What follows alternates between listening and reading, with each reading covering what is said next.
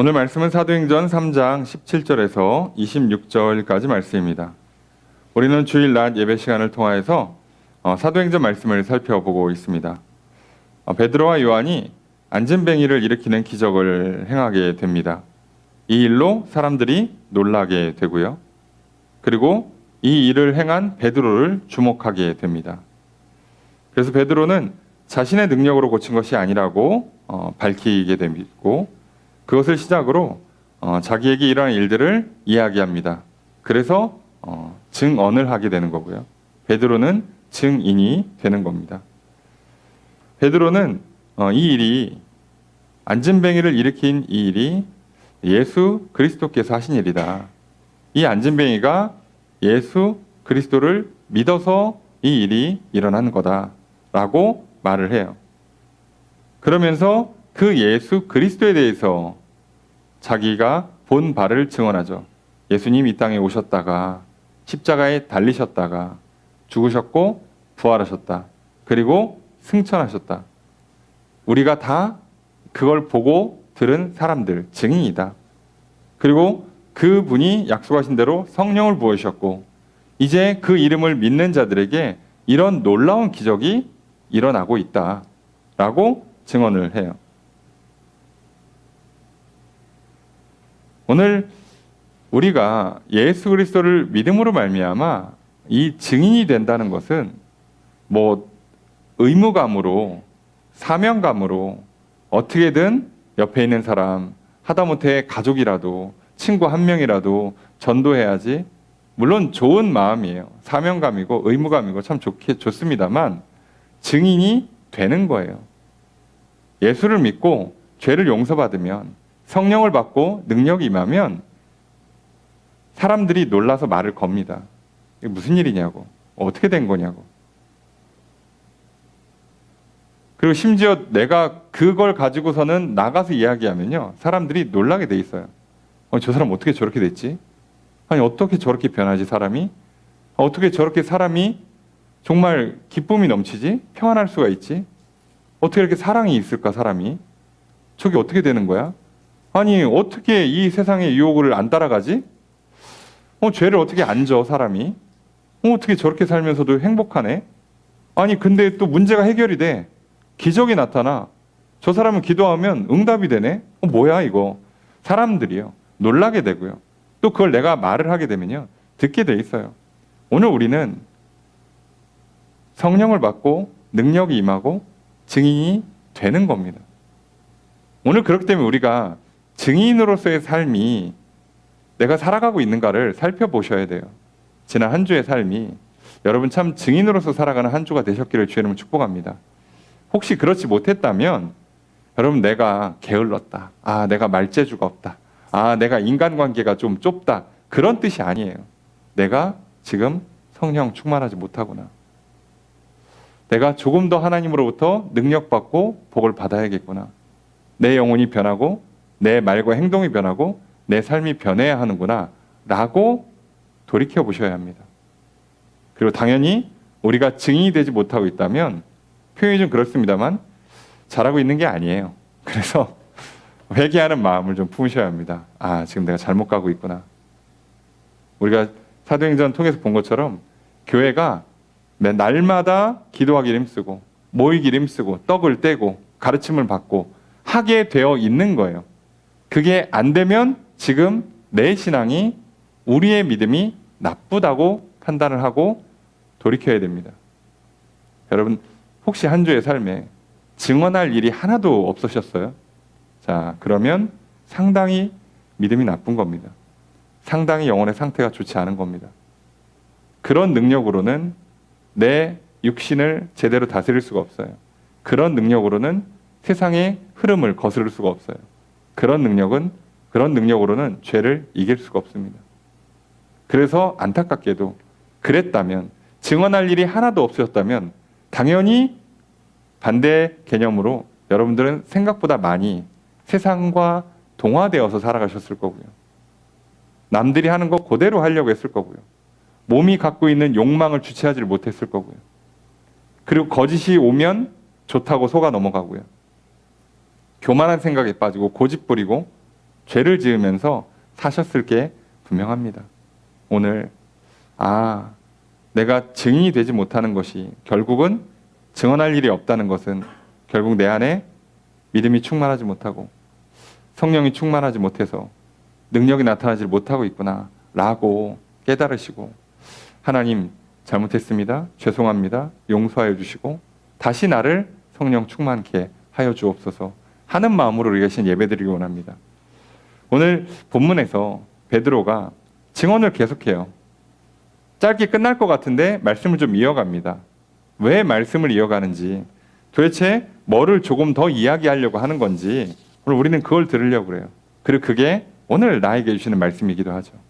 오늘 과연 베드로가 이 안진뱅이를 일으킨 것이 예수 그리스도고 그 예수 그리스도를 믿었기 때문에 이 안진뱅이가 낫게 되었다라고 하면 끝나는 이야기예요. 근데 여기서 예수 그리스도에 관한 이야기를 더 이어갑니다.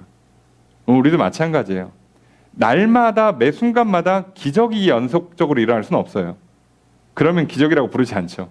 기적은 정말 어쩌다 한번 일생에 한두 번 일어나는 거고 평상시에는 기적 같은 일이 아니더라도 그 다른 방식의 변화와 능력이 나타나게 될 거예요. 그 기본, 오늘 이 이례적인 사건이 아니라 이 사건을 통해서 베드로가 해야 되는 말과 우리가 들어야 하는 말, 오늘 우리가 매 예배를 통해서 또 들어야 하는 말이 무엇인가? 오늘 베드로가 전하는 바로 그 말이에요. 오늘 함께 듣고 내게 주신 말씀이구나 듣고 믿기를 소망합니다. 그래서 다시 예수 그리스도를 믿고 죄의 용서를 받고 성령을 충만히 받고 능력을 받고 그래서 증인으로서 증언하며 살아가시는 또 새로운 한 주를 살아가시기를 주의 이름으로 축복합니다. 그럼 도대체 베드로가 뭐라고 말하는가? 어떤 말씀을 또 전하고 있는가? 살펴보려고 합니다. 17절 말씀 함께 읽습니다. 시작.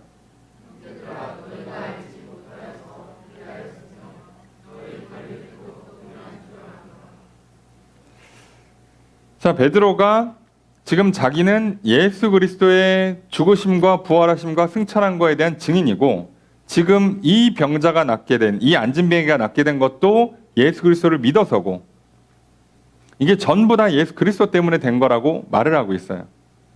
자, 그러니까 이 모든 일의 핵심은 예수 그리스도죠. 자, 그런데 그러면 이 놀래가지고 유대인들이 모여가지고 베드로를 주목하고 있고 베드로 말을 듣고 있어요. 자, 그러니까 뭐만 하면 돼요? 자, 이거 다 예수님 때문에 된 겁니다. 여러분 예수 믿으세요. 자, 그러고 이제 이렇게 하면 끝날 것 같은데 그렇게 끝나질 않습니다. 왜 그러냐면요. 우리가 믿는다라는 것 자체를 오해하는 경우가 너무 많아요. 그러니까 지금 내가 믿는 건지 안 믿는 건지도 본인이 모를 정도로 믿는다는 개념 자체가 달라요. 그리고 이 믿는다라는 개념이 우리의 개념과 서구의 개념이 살짝 달라요. 그러니까 이게 좀 특이한 게요. 우리가 배우고 있는 약간 유교의 문화권, 불교 스타일, 자, 이런 그 동양 문화권에서는요, 내가 믿어주는 쪽으로 가요, 살짝. 방식이 그렇습니다. 그래서 보통 우리는 믿는다 또는 속는 셈 치고 한번 믿어준다 이렇게 말을 많이 해요. 그런데 서구 개념에서는요, 전치사를 in을 쓴다고 그랬잖아요. 영어에서도 believe 할 때 in을 붙인다고 그랬잖아요. 그러니까 그 믿음의 대상이 나한테 들어오는 거예요. 그래서 믿었다 또는 내가 믿어진다라고 표현을 해요. 받아들이는 개념이에요. 그래서 예수님도 영접하는 자라고 표현하잖아요. 영접하는 자, 그 이름을 믿는 자들에게는 하나님의 자녀가 되는 권세를 주셨으니 이렇게 말하잖아요. 그러니까 이게 믿는다와 영접한다가 사실은 같은 개념이 되는 거예요. 근데 우리는 안 받아들이고 내가 뭘 하는 것으로 믿었다고 해요. 그러니까 우리는 자꾸 믿는 게 어떤 말과 행동이 믿음이라고 착각하는 경우가 많아요. 하지만 하나님께서 말씀하시는 믿음은 우리 영혼의 관계의 문제거든요. 이걸 바꾸는 거예요. 그래서 베드로도 예수 믿으세요 그러면 이제 또 유대인들이 집에 가서 나 예수 믿어요. 자, 그러면 이제 믿는 셈이 돼버려요. 아무 일이 일어나지 않습니다. 그럼 믿는 게 아니죠, 심지어. 자, 우리도 조심해야 됩니다. 학교 갔다 와서 나 공부 엄청 많이 했어. 자, 이거 잘 생각하셔야 돼요. 공부를 한 건지 안 한 건지. 학교를 갔다 왔으면 학교를 갔다 왔다고 해야지. 여러분 집에서는 공부 안 합니까? 도서관 가면 공부 안 해요? 그죠? 학교를 간 거와 공부한 거는 조금 달라요. 내가 그렇게 말을 하는 것과 실제로 믿는 건, 내 영혼의 변화가 있는 건 조금 달라요. 베드로가 이걸 건드려 줍니다. 왜요? 이스라엘 백성들이 그동안 어떻게 했어요? 성전 지어놓고 집에서는 우상숭배를 했거든요. 그래놓고 본인들은 뭐라고요? 우리는 하나님을 섬겨. 우리는 여호와 하나님을 믿어. 심지어 아브라함 때부터 이어져 오는 할례를 통해서 하나님과 우리 사이에는 계약, 언약이 맺혀져 있어. 깨지지 않아. 그래놓고 그 언약에서 계약 파기 조항이 뭐예요? 우상 숭배하면 이 계약 깨집니다 했는데 집에 가서 우상 숭배를 해요. 그래놓고 뭐라고 한다고요? 우리는 계약을 지키고 있어. 우리는 하나님을 믿고 있어. 이러고 있는 사람들이에요, 유대인들이. 베드로가 그걸 알고 있죠. 그리고 놀랍게도 자기도 과거에 그랬고. 그래서 뭐라고 믿었어요, 예수님을? 로마로부터 독립시켜주는 왕이 될 분으로 믿었어요. 그리고 그게 전부 다 깨지고, 그리고 돌이키고 와서 하라는 대로 기다리면서 기도하고 있다가 성령 받고 나서 알게 되는 거죠. 이거구나. 그 전까지 베드로는 사실상 제대로 믿고 있지 못했어요. 그 믿음으로는 말씀하신 것처럼 죄의 유혹을 이기지 못해요. 세상의 흐름을 거스르지 못합니다. 그러니까 본인은 믿는다고 생각하는데 다른 사람이 볼 때는 뭘 믿는 사람이 저래, 이런 현상이 일어나요. 오늘날 많은 크리스찬들이 이 함정에 많이 빠져 있죠. 본인은 믿는다고 하는데 옆에 사람을 보면 저게 믿는 거예요? 나랑 차이가 하나도 없는데? 차이가 있다면 당신은 일요일에 교회를 간다. 그게 차이예요. 그냥 그 차이밖에 못 느끼는 거예요. 사람들이 느낄 때. 뭔가 차이가 있어야지, 저 사람은 뭐를 받아들이고 사는구나, 뭐를 믿고 따르고 살고 있구나라고 인정할 텐데 그 인정이 안 되는 거예요. 왜요? 나랑 똑같이 생각하는데? 몸을 쓰는 게, 돈을 쓰는 게, 시간 쓰는 게 세상 사람들이 볼 때는 차이가 없어요. 뭘 믿는 거야 그럼? 나랑 똑같은데? 그러면 믿는다고 인정이 안 되죠. 그래서 여러분, 세상 사람들이요, 교회가 타락했다고 비판하지만, 교회에 어떤 그 문제들이 있다고 비판을 하지만 그 본질이 뭘까요? 사실 사람들이 모여있는 데에서 가끔씩 분쟁도 나고, 그리고 돈을 운영하다가 돈 문제도 생기고 하는 게, 그게 세상 사람들이 그렇게까지 교회를 손가락질을 일까? 아니에요, 여러분. 세상 사람들 다 알아요. 어디 가나 이런 일은 발생할 수밖에 없다는 거 알아요. 근데 왜 욕하냐고, 왜 손가락질하냐고. 분명히 우리가 스스로 얘기해요. 나 믿는다고, 예수님. 예수님을 따르겠다고 해놓고 보면 똑같거든. 똑같다 못해 심할 때는 더 해요. 자, 이런 현상이 일어나요. 그래서 베드로가 말을 이어가는데 오늘 17절에 원문에 있는 걸 번역을 안 해놔요. 이게 번역을 안 하는 게 있는데, 주로, 그리고, 이제, 자, 이런 그 단어들이 원문에 써 있으면 한글 성경으로 번역할 때 번역을 안 해요. 이게 화법이 달라서 그래요. 동양 화법이 아니에요. 서양에서는 이 말을 넣으면 뭘 하는 거냐면 주목을 시키거나 반전의 이야기가 있기 때문에 이렇게 전환을 시켜주는 거거든요. 그래서 그리고, 그러나, 이제, 자, 보라, 이렇게 하면 뭘 좀 주목을 시키면서 앞에 했던 얘기에 어떤 다른 얘기, 또는 앞에 했던 얘기에 결론 얘기, 이렇게 전환을 시켜주는 작업을 하는데 이걸 빼버려요. 자, 이걸 뺨으로써 어떤 문제가 생기냐면 17절이 한국식으로 해석되기가 쉬워져요. 한국식이라고 표현, 제가 한국만 살아가지고 한국 스타일로 해석이 돼요. 이게 무슨 얘기냐면요, 형제들아, 자, 앞에 있고 다 빼. 전환도 안 시켜, 주목도 안 시켜요. 원래는 뭐가 있다고요? 그리고 이제 형제들아예요. 자, 이걸 안 넣으면서 어떻게 말이 이어지냐면, 안 넣으면 너희가 알지 못해서 그랬고 너희 관리들도 알지 못해서 그런 거지 한국은 이래요. 자, 한국 스타일로 하면 모르면 어떻게 돼요? 봐줍니다. 한국 스타일이죠. 모르면 봐줘요. 그래서 우리는 이제 만약에 내가 죄를 짓거나 문제가 생겨서 경찰이나 검찰에 가서 법정에 서야 되는 일이 있으면 무조건 뭐라고 얘기해야 돼요? 몰랐습니다 해야 됩니다. 그러면 봐주거든요. 무슨 뜻인지 아시겠죠? 이게 우리의 문화예요, 문화. 법도요, 사람이 해석하기 때문에 이런 문화적인 배경, 어떤 흐름이 있어요. 그래서 우리는 몰랐다가 정말 중요해요. 모르고 짓는 죄에 관대하거든. 한국 스타일 중에 하나가 뭐예요? 술 마시고 짓는 죄에 관대해요. 미쳤죠. 사실 이렇게 하면 안 되는데 제가 봤을 때는 이거 이러다가 정말 큰 건 하나 터지고 나중에 갈아엎을 거예요. 왜요? 서구 사회가 다 그랬거든. 우리도 짤 없이 따라갈 겁니다. 별 수 없잖아요. 다 처음에 허용을 해줘요. 하다가 더 이상 감당할 수 없는 문제가 터지면 그때 바꿔요. 그 전까지는 몰랐습니다. 제가 술 한잔해서 정신이 살짝 없었습니다. 자, 이게 일종의 면죄부예요.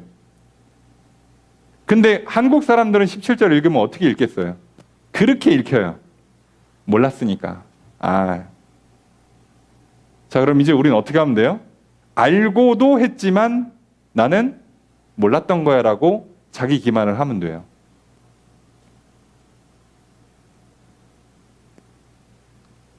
자, 이게 우리가 잘 생각해 보시면 베드로가 하는 말을 잘 들어보세요. 형제들아, 너희는 몰랐고 그러한 줄을 안다. 누가? 베드로죠. 나는 안다예요. 너희는 몰랐고 나는 알았다예요. 이게 무슨 얘기냐면 모르는 건 죄라는 얘기예요. 여러분, 하나님 나라에서 모르는 건 죄입니다. 어떻게 모르는 게 면죄부가 돼요? 어떻게 모르는 게 자랑이 돼요? 어려서, 미숙해서, 또는 지식이 부족해서 모를 수 있어요. 자, 내가 모르고 문제를 일으켰어요. 그럼 죄가 안 됩니까? 여러분 잘 생각해 보세요. 모르고 지으면 죄가 안 됩니까? 여러분 성경 어디에 모르고 지은 죄는 괜찮다고 써 있어요? 아니요. 모르고 지은 죄도 죄라고 돼 있습니다. 한국 사람들만 모르고 지으면 죄가 아닌 것처럼 해주고요. 몰랐습니다 그러면 봐주려고 그래요. 그러니까 나도 자꾸 모른다고 해요. 그래서 한국 사람들이 갖고 있는 약점 중에 하나가 뭐냐? 자꾸 현실을 외면해요. 부정한다고. 내가 무슨 짓을 했는지 나도 모른다는 식으로 얘기를 해요. 아니 그럼 그걸 누가 결정을 했냐고, 누가 말을 했냐고, 누가 사인을 했냐고. 내가 했잖아요. 모르고 했어요? 근데 그래놓고 나중에 난 그거 다 몰랐지. 거기에 그런 내용이 있었어? 난 그거 다 안 보고 사인했지. 그게 말이 돼요? 안 보고 사인했으면 책임져야지. 계약을 했으면. 그런 게 어딨어요. 이게 진짜 시작부터 우리가 오해하기 쉬운 이 문장이 만들어져요. 그래서 그렇지만 봐라. 이제 잘 봐봐. 니들은 몰랐잖아. 그리고 나는 알았다니까. 니들은 잘 몰랐고 잘 몰랐으니까 잘 못 믿었고 그래 잘못했잖아. 그래서 이제 뭐 하라는 거예요? 뭘 잘못했는지를 알고 다시는 잘못하지 말라는 얘기예요. 우리는 그걸 회개라고 부릅니다. 계속 잘 몰랐어요. 그럴 줄 몰랐지. 모르고 그냥 대충 한번 해보려고 한 거야. 그거 뭐 낸들 알았나? 자, 이러면 하나님 봐줄 줄 아십니까? 여러분, 우리 인생이 망가지는 그 여러 그 기만들이 있어요. 괜찮아 안 죽어. 자, 이거 남자들 빨리 죽는 이유. 괜찮아 안 죽어. 그래서 죽는 거잖아요. 예? 괜찮아 잘 될 거야. 뭐가 잘 돼요? 누가 잘 되게 해주는데? 위로의 말인 건 맞습니다만 누가 잘 되게 해주냐고. 몰랐어요. 죄송해요. 이게 사과입니까? 죄송하면 책임을 져야죠.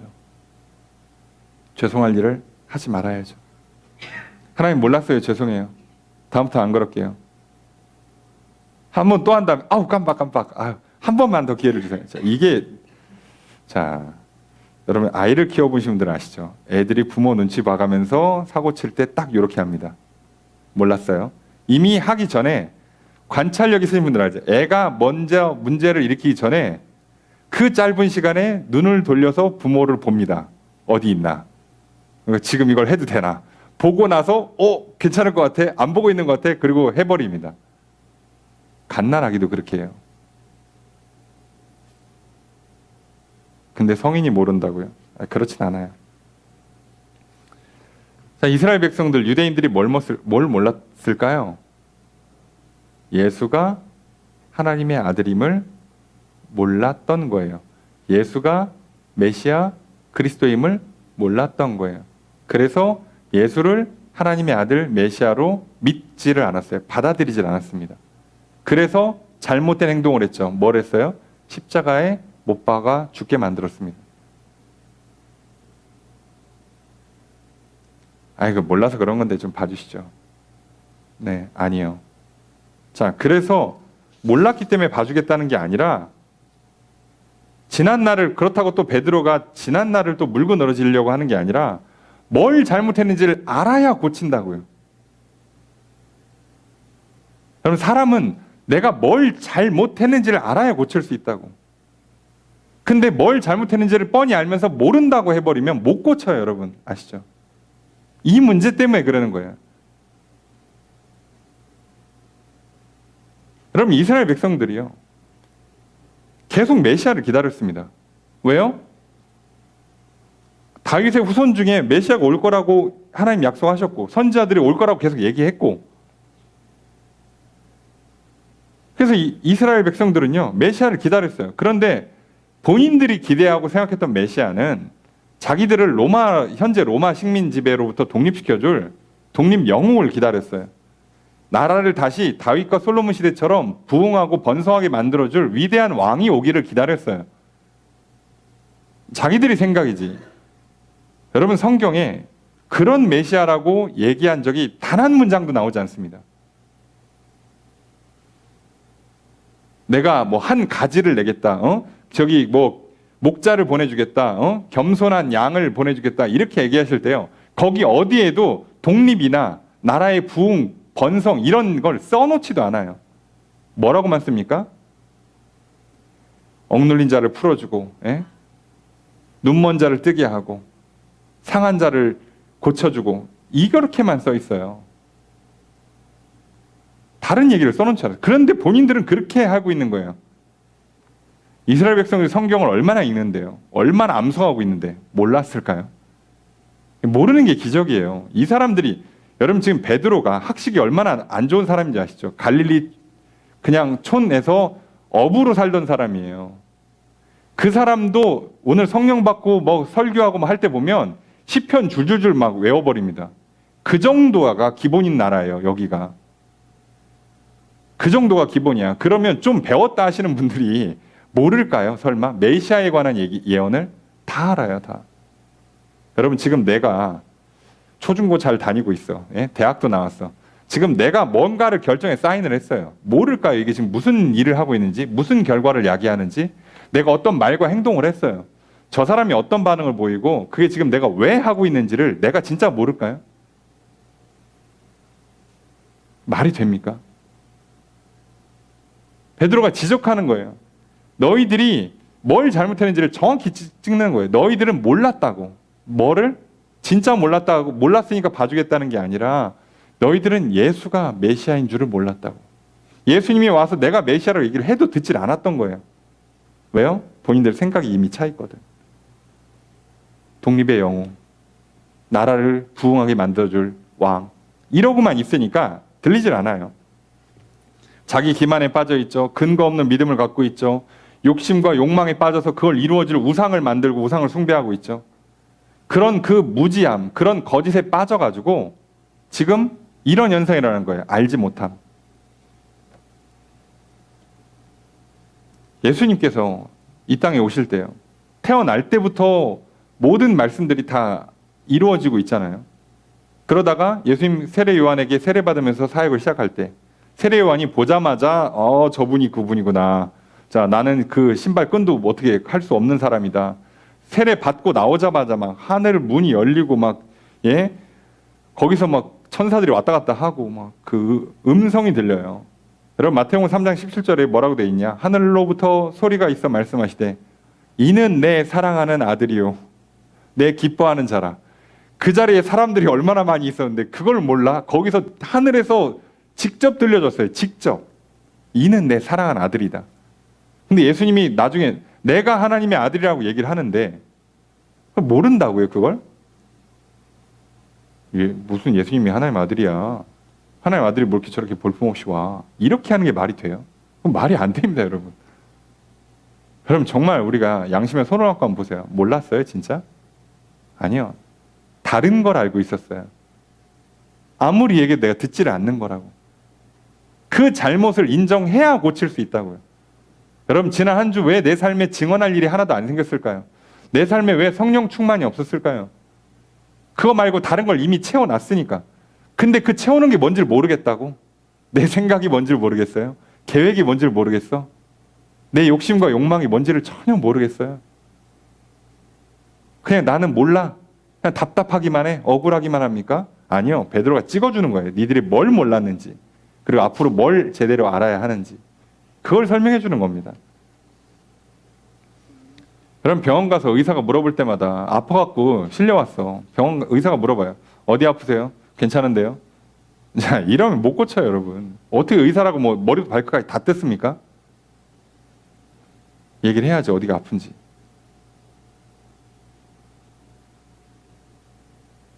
나는 생활 습관이 문제가 없습니다. 나는 식습관에 문제가 없습니다. 나는 잘하고 있는 것 같다니까요. 나 왜 아픈지 모르겠어요. 이 사람 못 고쳐요. 근데 지금 내가 뭘 먹고 있는지, 어떻게 생활하고 있는지를 내가 진짜 몰라요? 내가 먹고 있는데? 내가 서 있을 때 자세가 어떤지를 내가 몰라요? 그게 말이 돼요? 네. 그럼 이건 진짜 안 됩니다. 그래서 여러분, 회개의 시작은요, 자기 인식이에요. 웨슬리 목사님도 그 얘기를 합니다. 회개의 은혜는 자기를 인식시켜주는 거예요. 나를 제대로 보게 만들어주는 겁니다. 내가 지금 무슨 상태인가? 무슨 말과 행동을 하고 있는가? 이걸 찍어주고 그 다음에 누구를 알게 하는 거예요? 예수를 알게 해야 됩니다. 아, 저분이 이 문제를 풀어줄 수 있구나. 저기에 답이 있구나. 내가 문제가 있고 저기에 답이 있다는 걸 알고 이제 이 사람이 가면, 저 내밀어주는 손을 잡으면 문제가 풀리는 거예요.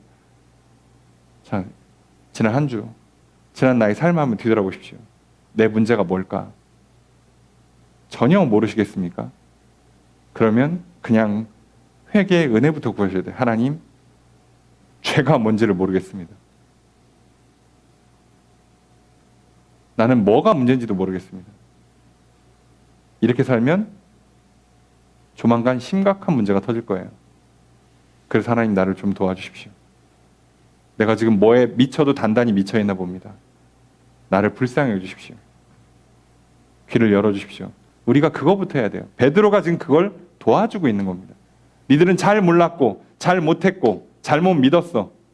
근데 나는 보니까, 나도 그랬지만 나는 이제 너희들보다 먼저 결과적으로는 예수 믿고 성령 받아서 드디어 잘 알게 됐고 잘 믿게 됐어. 그러니 너희도 나와 똑같이 그 작업을 해야 돼 라고 가르쳐주고 있어요. 그러면서 18절에 나오는데 이것도 굉장히 굳이 안 써도 될 것 같은데 써줘요. 왜 그러는가 한번 봅시다. 18절 함께 읽습니다. 시작.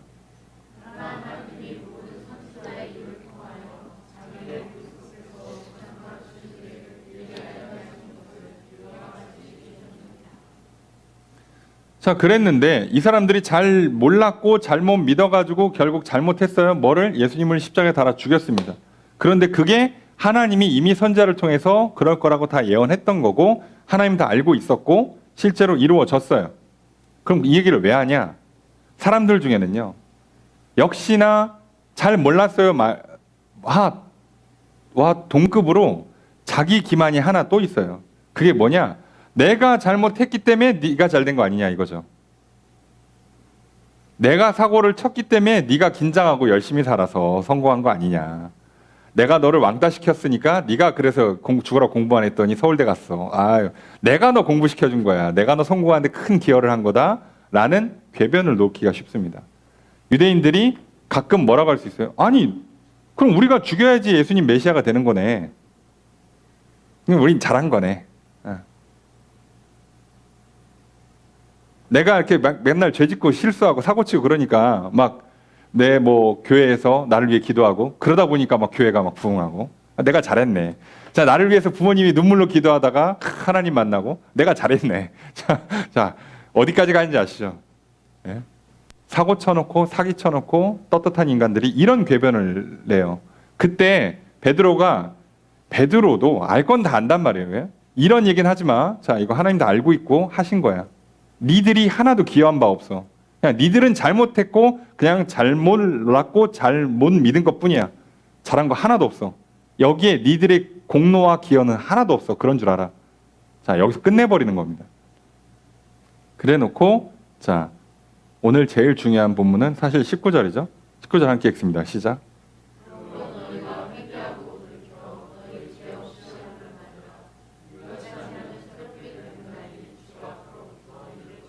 20절까지 읽습니다. 또 주께서 너희를 위하여 예정하신 그리스도 곧 예수를 보내시리니. 자, 그래서 자, 너희들이 잘못했어, 잘못 믿었어, 잘 몰랐어. 뭔지 알겠지? 그거 일말의 기억이 없는 거야. 그거 어디 뭐 갖다 붙이지 마. 자, 그러니까 이제 뭐 하라는 거예요? 그러므로 너희가 회개하고 돌이켜라요. 회개하고 돌이켜라. 자, 회개 뭐라고요? 내가 뭘 잘못했는지를 인지한 다음에 그 잘못을 인정하고 바른 방향으로 나아가는 거예요. 그래서 굳이 회개하라고만 해도 되는데 회개하고 돌이키라고까지 다시 써줍니다. 사실 회개가 넓은 개념이라 돌이키는 게 포함되어 있어요. 그래도 얘기합니다. 자, 그러니까 뭐라고요? 내가 예수를 메시아라고 제대로 알지 못했구나. 내가 헛된 생각을 품었구나. 내가 교만했구나. 내가 고집부렸구나. 내가 예수를 그리스도로 믿은 게 아니라 하나님을 제대로 믿은 게 아니라 내가 우상숭배하고 있었구나. 잘못 믿었구나. 자, 그거를 인정하라는 거예요. 그래서 회개도 사실은 또 역시나 들어야 되고 받아들여야 됩니다. 내가 잘못했구나.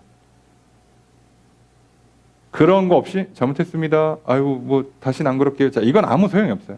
받아들이고 그래야 돌이킬 수 있어요. 자, 이제 어디로 돌이켜요? 이제 잘 아는 쪽으로. 예수가 그리스도이시구나.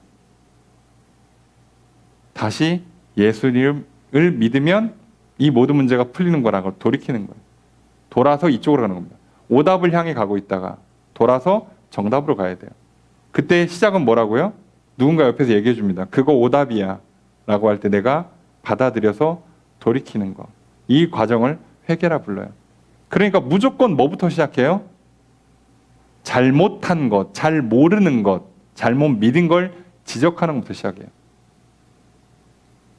자, 이 얘기를 들었을 때, 양심을 찔렀을 때 하나님께서 빛을 비춰서 깨닫게 하셨을 때 받아들이는 사람은 돌아오는 거고요. 안 받아들이면 탁 거절하면요. 제가 얘기했잖아요. 3초 컷이라고. 3초면 사라져요. 전혀 양심의 불편함이 없어져요. 콕 찔렸다가 아무렇지도 않게 됩니다. 뭐가 번쩍여져요. 깨달음이 와요. 3초 지나면 기억도 안 납니다. 그렇게 돼요. 그래서요. 줬을 때, 그 은혜를 베풀어 줬을 때, 회개하도록 은혜를 베풀어 줬을 때 받아들이면 돌아오는 거고요. 안 받아들이면 그냥 계속 오답으로 가는 겁니다. 지금 베드로는 이 유대인들을 향해서 그 얘기를 하는 거예요. 근데 한번 생각해 보세요. 예수도 잡아 죽인 사람들이에요. 말 잘못했다가는 본인도 잡아 죽일 수 있는 건데도 베드로가 뭐라고? 용기 내는 거예요. 아니야. 기적을 봤잖아. 아니야, 그거. 니들 틀렸어. 돌아와. 예수님께로. 니들이 기대하는 메시아? 그런 메시아 안 와. 그리고 예수님 뭐라고까지 얘기했어요? 저기 성이랑 성전 무너져. 도망가야 돼. 라고까지 얘기했어요. 그건 뭐 때문에 발생한 거예요?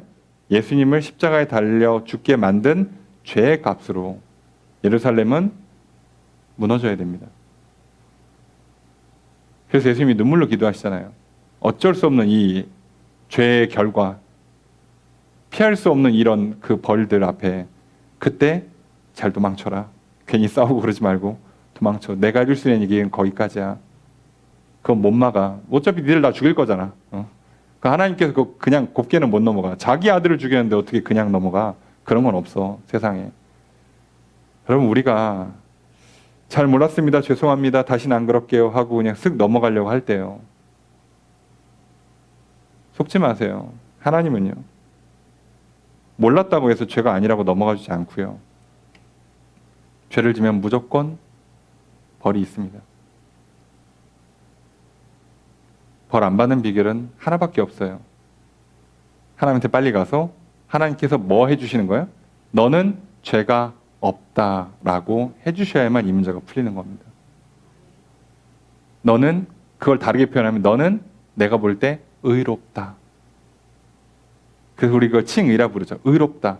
죄 사함, 죄 없이 함을 받아야만 이 문제가 풀리는 거예요. 내가 죄가 있는데 죄가 안 사라지고 있다, 죄책이 안 사라져 있는 상태라고 하면 무조건 죄의 결과는 와요. 그리스도인들이 많이 이것 때문에 억울하시는 분들이 있어요. 목사님, 내가 예배 잘 드리고 하나님 잘 믿는데, 나 예수 믿는데 용서를 안 해주시는 것 같아, 하나님이. 벌을 내려. 나 억울합니다. 내가 뭐 이상하네? 하나님 나만 미워하시나? 그럴 리가요.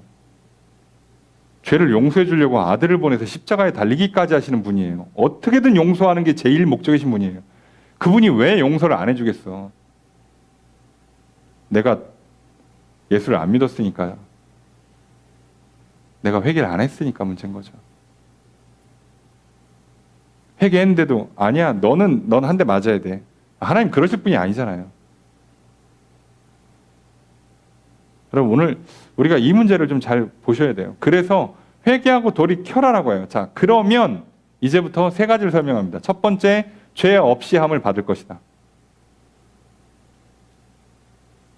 사실 이건 아까 말씀드린 거 우리 너무 잘 알죠. 죄가 없어지는 것. 복잡하게 설명드리면 결국 하나님과 다시 화목하게 되는 거예요. 의롭다함을 받는 겁니다. 그래서 우리 입장에서는 죄가 용서받았으니까 죄의 결과로 오는 죽음에 대한 불안이 사라져요. 죄에 매여서 살던 것들에 풀려요. 그래서 죄에서 자유하게 됩니다. 그래서 이제 죄를 이길 수 있는 힘이 생기기 시작하죠. 그리고 평안이 오죠. 잠을 잘 자게 되죠. 기쁨이 오죠. 자, 이 은혜를 받는 거예요. 죄 없이 함. 두 번째가 진짜 중요한데, 사실상 제일 키우는 두 번째죠. 이렇게 하면, 죄 없이 함을 받고 나면, 그러면 새롭게 되는 날이 주 앞으로부터 이를 것이다. 역시나 한국에 없는 개념을 쓰면 이렇게 번역이 이상하게 나옵니다. 자, 새롭게 된다 라고 하면 우리는 뭐라고 생각할까요? 새롭게 되는 날이 주 앞으로부터 이른다. 이거 뭐라고 이해가 되십니까? 뭐 새로운 날이 오나 보다. 아침에 눈 뜨면 기분이 좋은가 보다. 자, 이렇게 이해하시면 안 되고요. 맞는 말이긴 한데 그렇게 아니고요. 이게 새롭게 된다가 이게 이제 헬라어로 아낙쉽시스인데, 쉽시스 이렇게 발음을 하는데요. 이게 이전 개역 개정 말고 개역 한글에서는 상쾌하게라고 번역을 했어요. 자, 번역이 왜 이렇게 나오냐면 영어로 리프레시입니다. 영어로. 그러니까 번역이 우리 이렇게밖에 못하는 거예요. 상쾌하게. 그래서 상쾌는 좀 그렇다. 그래서 새롭게라고 지금 번역이 된 거거든요. 근데 리프레시라고 번역이 되는 이 단어로 왜 번역이 되냐면, 이 단어의 뜻이 원래 휴식, 해방이라는 단어로 많이 번역을 되는데 원뜻은 회복이에요. 그러니까 휴식을 통해서 회복이 된다는 뜻이에요. 그러니까 이게 어떻게 되는 거냐면, 뭔가 매여있던 것에서부터 이제 풀려요. 일이 끝났어. 어떤 과제가 끝났어. 그래서 잠을 푹 잤어요. 아침에 일어나면 어떻게 해요? 리프레시가 된 거죠. 상쾌하게 되는 거예요. 자, 그걸 말하는 겁니다. 이 단어가. 그래서 영어는 다 리프레시먼트라고 번역을 해요. 모든 영어 번역들이. 그 사람들이 이해가 되겠죠. 대충 어떤 느낌인지 아니까. 자, 그런데 그래서 새 번역에서는 이거를, 공동 번역인가요? 새 번역이 이거를 원기 회복으로 번역을 해요. 자, 그런데 다 틀렸습니다. 자, 이게 왜 그러냐면 지금 이거 몸을 회복시키는 게 아니잖아요. 그죠? 그러니까 몸에다 쓰니까 자꾸 뭐 이게 리프레시, 회복, 뭐 저기 휴식 이렇게 번역이 되는데 새롭게 뭐 이렇게 번역되지만 영혼에다 넣어보세요. 그럼 이게 뭐겠어? 영혼이 회복된다는 뜻이에요. 그럼 영혼에 뭐가 회복되겠어? 영혼이 잠자고 나면 뭐 잘 게 아니잖아요. 우리의 영이, 우리의 생각과 마음이 어떻게 리프레시 되냐고, 어떻게 새롭게 되겠냐고요. 뭐를 채워야? 사랑을 채워야. 우리 영혼에다가 생명을 채워야. 그걸 채워주겠다는 거예요. 그러니까 예수를 믿고 죄 용서를 받으면 이게 채워져요. 자, 이게 채워지는 실제 일은 누구를 통해서? 성령님을 통해서 일어나는 거예요. 그러니까 항상 예수님이 기도할 때마다 기도해, 기도하면 좋은 거 줄게 해놓고 좋은 게 뭔데요? 성령. 이렇게 하신 이유가 다른 뜻이 아니에요. 그걸 받아야 우리한테 뭐가 일어난다고요? 영혼이 회복된다고요. 믿음이 하나도 없어가지고, 사랑이 하나도 없어가지고, 그래서 고갈돼서 살던 인생에 믿음을 채우고 사랑을 채워요. 그러니까 이제 제대로 나를 사랑하고, 제대로 하나님을 사랑하고, 제대로 옆에 있는 사람을 사랑하며 살게 된다고. 근데 그때 그 사람의 기분이 어떻다고요? 가벼워요, 마음이. 상쾌하다고, 즐겁다고요. 아, 이거를 경험한 사람은 알고 경험 못한 사람은 설명이 안 되는 영역이 또 만들어지는 거예요. 그래서 여러분 이렇게 요즘같이 더운 날, 그죠? 이렇게 땀 뻘뻘 흘리다가 에어컨 틀어주는데 탁 들어와가지고 시원한 물 한 잔 딱 마셨을 때 그 기분이 영혼에서 온다고 생각해 보세요. 물을 안 마셔도, 잠을 안 자도 내 영혼 안에 그 반응이 일어나요. 내 생각과 마음에 그런 현상이 일어나요. 그럼 이 사람이 지치겠습니까? 그럼 이 사람이 미움이 있겠어요? 이 사람이 뭐 욕망에 취해 살겠습니까? 아니요. 그렇게 만들어 주시겠다는 거예요, 지금. 그 회복을 말하는 거예요, 그 회복을. 오늘 예수 믿고 성령 받으셔서 영혼이 회복되는, 영혼이 이렇게 새롭게 되고 상쾌하게 되는 그런 저와 여러분 되시길 주의 이름으로 축복합니다. 경험을 하시기를. 이 한 주가 그렇게 되기를. 그래서 비록 몸은 더위에 지칠지언정 우리 영혼은 늘 상쾌하고 늘 기분이 좋고 늘 힘이 있게 되기를 소망합니다. 그 은혜를 주시겠다잖아요, 지금. 그리고 받아 누리고 있는 베드로가 증언하고 있는 거예요. 베드로가 살기가 지금 쉽지 않아요. 고향 떠나왔고 예수님 돌아가셨고 갇혀 살고 있고 돈이 어디 있어 지금. 국어를 하는데 줄 게 없어가지고 예수 이름을 줬잖아요. 예? 은과 금이 없다고 얘기한다고요. 먹고 사는 게 지금 힘들어요. 베드로가 어디 뭐 공부를 해서 무슨 만족이 있습니까? 좋은 옷을 입어봤겠어요? 좋은 음식을 먹었겠어? 어디 휴가를 가, 여행을 가? 어디 출세해서 사람들한테 칭찬을 받아봐? 해본 게 뭐가 있겠냐고. 육신으로 볼 때는 좋은 게 하나도 없어요. 위로받을 만한 게 하나도 없는데 본인은 지금 상쾌하다고. 기분이 좋다고요. 힘이 난다고. 그렇게 사는 거예요, 그렇게. 여러분, 오늘 그리스도인들은 그렇게 사는 거예요. 세상은 미쳐 돌아가도 남들 저렇고 이렇고 저렇고 해도 흔들리지 않고 사는 거예요. 그리고 나서 20절에 주께서 너희를 위하여 예정하신 그리스도 곧 예수를 보내실 것이다. 예수님 재림하실 때 예수님 만난다는 얘기예요. 이 얘기한 겁니다. 자, 그러니까 제대로 소망을 갖고 살면 이 땅에서 안 흔들려요.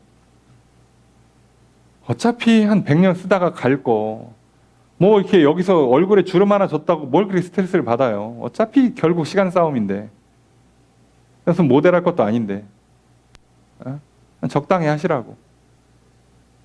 주름 생겼는데 막 갑자기 낙심이 되고 눈물이 나고, 아, 나의 그 미모가 사라져간다. 나의 젊음이 사라져간다. 나의 생명력이 꺼져간다. 아니 지금 이게 아니요, 우리 영혼 리프레시 돼 있다고 지금. 아, 그러거나 말거나 나 지금 기뻐. 근데 뭔 상관이야? 왜 신경을 써요 그거를? 오늘 그렇게 살아갈 때 세상 사람들이 놀라는 거예요. 야, 너는 그 상황에서 지금 웃음이 나와. 야, 너는 그 상황에서 야, 삶에 소망이 생겨. 나 같으면 벌써 때려쳐. 야, 나 같으면 그냥 야, 저주하고 욕하고 살지. 그렇게 살아? 이해가 안 되는 거예요. 그때 우리는 당당히 얘기하는 거죠. 네가 뭘 몰라서 그래 임마. 그게 아니야. 예수를 믿으라고. 그렇게 사니까 인생이 괴로운 거야. 거기서 돌아와 예수님께로. 이렇게 증언하는 거예요. 오늘 그러니 뭐라고요? 뭘 잘못했니 지적해 준 다음에 거기서 돌아오라고. 예수가 메시아라고 알지 못했던, 제대로 믿지 않았던 거, 그게 너희의 죄야. 너희의 잘못이라고. 돌아와. 그래서 예수를 믿고 회개하고 예수를 믿기로 하면 죄를 용서받고 영혼이 새롭게 되고, 그리고 예수님 다시 오실 때 예수님 만나게 될 거야. 이 얘기한 겁니다. 오늘 우리도 그렇게 되기를 소망해요. 그런데 그 얘기를 길게 좀 써놨어요. 그냥 길게 21절에 예수님 다시 올 때까지 하늘에서 잘 계실 거다. 22절에 모세 얘기를 덧붙이는 거예요. 이스라엘 백성들은 자기 베드로 말을 안 들어도 모세 말은 들으니까 자, 어떻게 해야지. 근데 모세가 뭐라고 얘기했어요? 주 하나님이 너희를 위하여 너희 형제 가운데 나 같은 선지 하나를 세울 것이다. 모세도 얘기했어요. 나 같은 선지자가 올 거다. 그리고 너희가 무엇이든지 그의 모든 말을 들어라. 그가 오면 너희는 그의 말을 들어라. 지금 모세 말도 엄청 잘 지키고 있잖아요. 생각을 해보면. 그런데 모세가 뭐라고요? 내 뒤에 선지자가 하나 또 올 건데 너희들은 그의 모든 말을 들어라. 그분이 누구예요? 그분이 예수님이었어요. 이스라엘 백성들이 이걸 몰랐던 거라고요. 왜요? 자꾸 다른 사람이라고 생각을 하니까. 여러분, 오늘 예수 그리스도를 떠나서 내가 다른 데에 구원이 있다. 다른 데에 생복이 있다. 다른 걸 통해서 위로를 받을 수 있다. 다른 걸 통해서 새 힘을 얻을 수 있다고 생각하시는 모든 것들이 다 틀리셨습니다. 여기서 돌아오셔야 됩니다. 그러면 제대로 용서받고 제대로 회복이 될 겁니다. 여러분, 죄송한데요. 이게 지난주 복날에 뭐 드셨습니까? 보양식? 그래서 힘이 많이 나세요? 그래서 오늘 아침에 교회 오시는데 막 더워도 막 리프레시 되셨습니까? 아우, 야, 그때 먹은 그 삼계탕의 그 인삼이 아직도 막 몸이 막 펄펄 끓는다, 막 날라다닌다 이럽니까? 하루는 갑니까 그게? 좋은 거 사보세요. 그 기쁨이 얼마나 갑니까? 아니, 좋은데 놀다 와보세요. 이제 휴가철이잖아요. 여러분 휴가 다녀오시는데 갔다 와보세요. 잘못 갔다 오면 더 피곤해요. 예? 그래서 지치신 현대인들은 그냥 휴가 때 그냥 집에 계시잖아요. 예. 예. 아예 그냥 아무 데도 안 나가고 아무도 안 만나고 그냥 푹 쉬다 오시잖아요. 여러분, 우리가 제대로 하고 있습니까? 인생을 제대로 살고 있는 건 맞아요. 거기에 답이 있다고? 아니요. 절대 그렇게 안 나올 겁니다. 이스라엘 백성들이 여전히 이 나라를 독립시켜줄 메시아를 기다려요. 나라가 독립되면 뭐 새 힘이 솟을 것 같아요? 예? 다윗과 같은 왕이 다시 오면 막 기뻐 춤출 것 같습니까? 어림도 없습니다. 그래봐야 이스라엘 땅덩어리가 좁고요. 인구 작고요. 주변의 강대국들을 싸워봐야 못 이겨요. 그 작은 나라에 인구 많아봐야 얼마나 있겠어.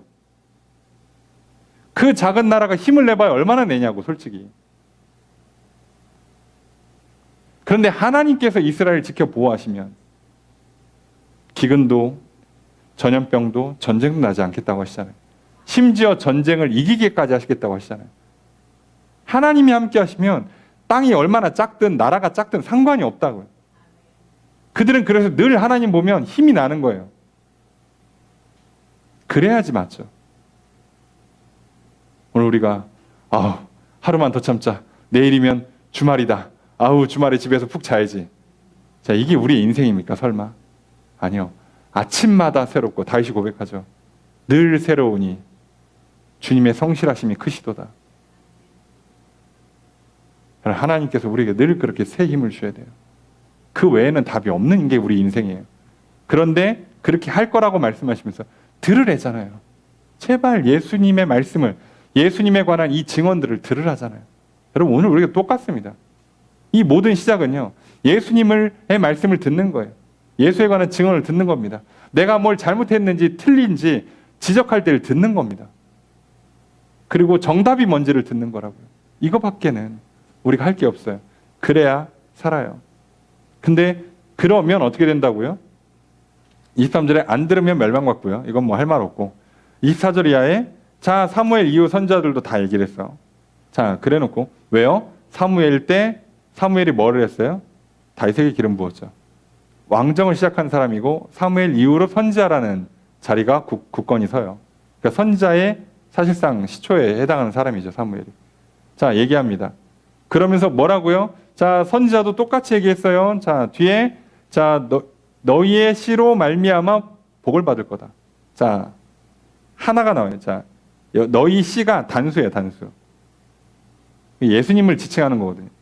그러니까 결국 예수님의 말을 듣고 믿고 듣는 사람 안 들으면 저주를 받을 거고 믿고 들으면 뭐가 된다고요? 복을 받는다고. 그래서 26절 함께 읽습니다. 시작.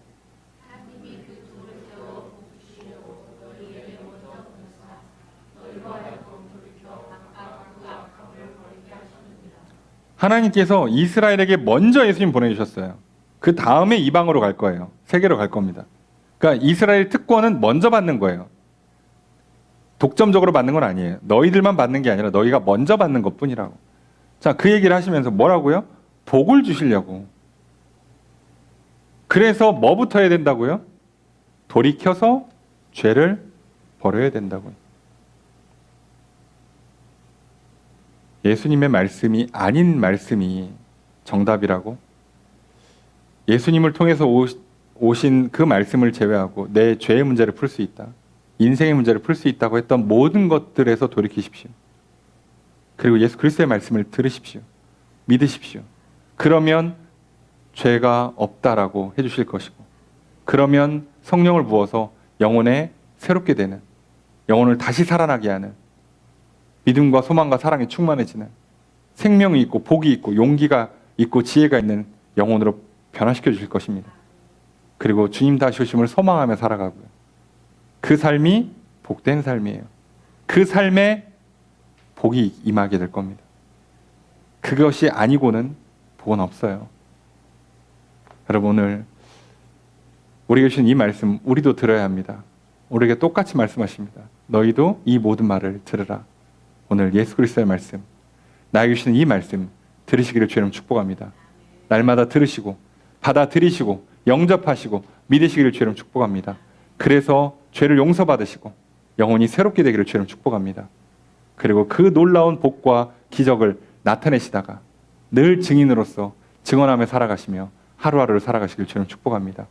주님 다시 오실 그날까지 이렇게 늘 살아가시는 저 여러분 되시기를 주의 이름으로 축복합니다.